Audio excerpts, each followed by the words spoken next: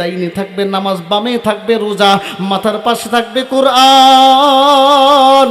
যেই কোরআনের কথা আমার নবীজি ডাক দিয়ে বলে, কিয়ামতের ময়দানে আমি নবী ছাড়া কোনো সাহায্যকারী আসবে না, কোনো সুপারিশকারী আসবে না। ভাই তার ভাইরে দেইখা পলায়ন করবে, মা তার সন্তানরে দেইখা পলায়ন করবে, বাবা তার সন্তানরে দেখে পলায়ন করবে। একটা নেকি মনে হয় দিয়ে দেওয়া লাগবে। আমি যদি আমার সন্তানরে পরিচয় দিই আমি তোর বাপ হই, সন্তান যদি আমার কাছ থেকে একটা নেকি নিয়ে নেয় আমার কি হবে?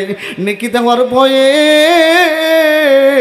বাবা তার সন্তানরে পরিচয় দিবে না, মা তার সন্তানরে পরিচয় দিবে না, ভাই তার ভাইরে পরিচয় দিবে না। ওই কিয়ামতের ময়দানে আল্লাহর নবী সাল্লাল্লাহু আলাইহি ওয়াসাল্লাম বলে, আল কোরআন ওয়াস সিয়াম ইয়াশফানি আবদুন। কিয়ামতের ময়দানে রোজা আর কোরআন মানুষ শুবে দাঁড়াইয়া যেই বান্দা তেলাওয়াত করছে, রমজান মাসে রোজা রাখছে, এই দুইটা জিনিস আল্লাহর কাছে সাক্ষী দিবে, আল্লাহ তোমার বান্দারে জান্নাতে না পাঠানো পর্যন্ত আমরা আর তোমার কাছে সুপারিশ ছাড়বো না। রোজা আর কোরআনের সুপারিশ পাইয়া আল্লাহ তাআলা এই বান্দাকে জান্নাত দান করবে। বলেন না সুবহানাল্লাহ। এজন্য বলেন তো নামাজ পড়ার দরকার আছে কিনা নাই? নামাজ নিয়ে ছোট্ট একটা হাদিস বলি, বুখারীর মধ্যে হাদিসটা আছে, বাইনাল মুসলিমি ও বাইনাল কুফরি তারকুস সালাহ।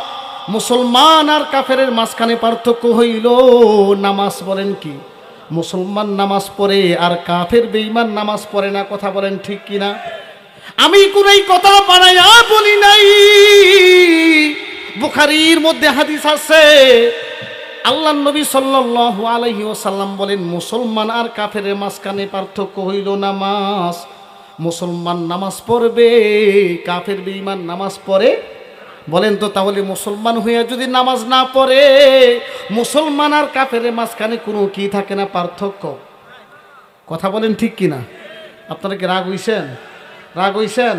আলোচনা শেষ করে দিব। শুনতে রাজি আছেন তো ইনশাল্লাহ? সামনে মজা আরও আছে, সময় দিবেন নি ইনশাল্লাহ। নামাজের বিষয় শেষ করে বাকিগুলা শেষ করে দিব সংক্ষিপ্ত আকারে।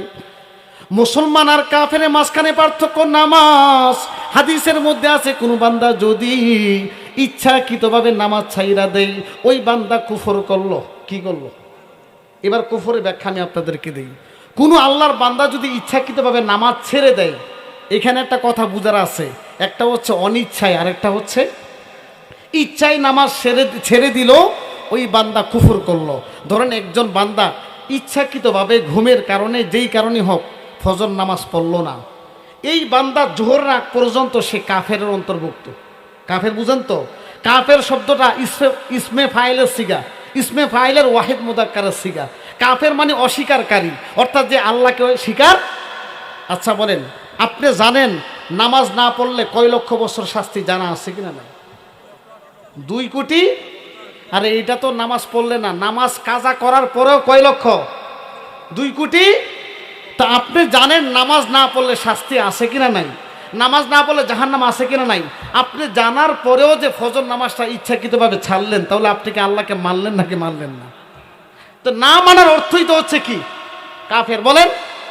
এজন্য হাদিসের মধ্যে আছে, কোনো বান্দা যখন ফজর নামাজ ইচ্ছাকৃতভাবে পড়লো না, জোহর নামাজ যখন সে মসজিদে পড়ার জন্য যাবে, সে নামাজে দাঁড়ানো আগে যাতে করে ফজর নামাজ যে পড়লো না, সে এখনো কাফের অবস্থায় আছে, সে যাতে করে আল্লাহর কাছে তাওবা করে এরপরে জোহর নামাজে আল্লাহু আকবার বলে দাঁড়ায়।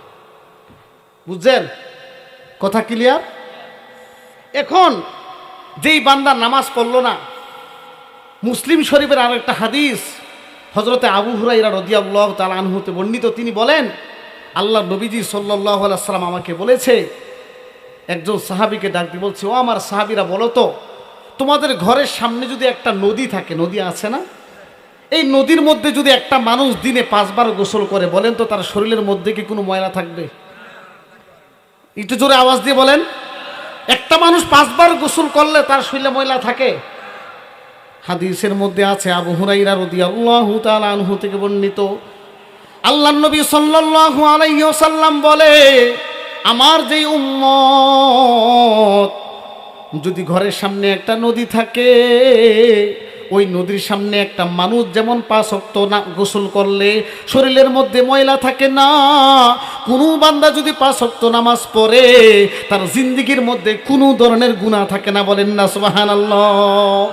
আমার মুসলমান ভাইরা, আল্লাহর নবীজির একজন খাদেম ছিল। কি ছিল? আল্লাহর নবীজির একজন খাদেম যায়েদ বিন হারেসা। নাম কি? যায়েদ বিন হারেসা রাদিয়াল্লাহু তাআলা আনহু, আল্লাহর নবীজির একজন খাদেম। একদিন আমার নবী ওযু করবে আর ডাক দিয়ে বলতেছে, যায়েদ রে, আমি নবী ওযু করব, আমার জন্য ওযুর পানি নিয়ে আসো। যায়েদ বিন হারেসা রাদিয়াল্লাহু তাআলা আনহু যখন আল্লাহর নবীজির জন্য দৌড়ায়া কূপ থেকে ওযুর পানি নিয়ে আসলো, আল্লাহর নবীজি ডাক দিয়ে বলতেছে, যায়েদ রে, এত কষ্ট করে আমি নবীর জন্য তুমি কূপ থেকে পানি নিয়ে আসছো। আল্লাহর নবী ডাক দিয়ে বলতেছে, যায়েদ, আমি নবীর কাছে কি চাও? আজকে যা চাইবা আমি নবী তোমার তা দিব। বলেন না আল্লাহু আকবার। আমার নবীজি খুশি হয়ে গেছে। আর যায়েদ বিন হারেসা ডাক দিয়ে বলতেছে, আজকে আমি নবীর কাছে যা চাইবে আমি নবী তোমার তা দিব। যায়েদ বিন হারেসা রাদিয়াল্লাহু তাআলা আনহু আল্লাহর নবীজির ডাক দিয়ে বলতেছে, নবীজি, আমি আপনার কাছে কিছু চাই না, ধন সম্পদ টাকা পয়সা কিছু চাই না, আমি আপনার কাছে একটা জিনিস চাই। নবীজি, আপনার সাথে আমি যাতে করে জান্নাতুল ফেরদাউসে আপনার কাছাকাছি থাকতে পারি, আপনি আমার জন্য সেই দোয়াটা করেন। বলেন না সুবহানাল্লাহ। দেখেন আমার আপনার নবী কি উত্তর দেয়। যায়েদ বিন হারেসা, তুমি কি আমি নবীর সাথে জান্নাতুল ফেরদাউসে থাকতে চাও?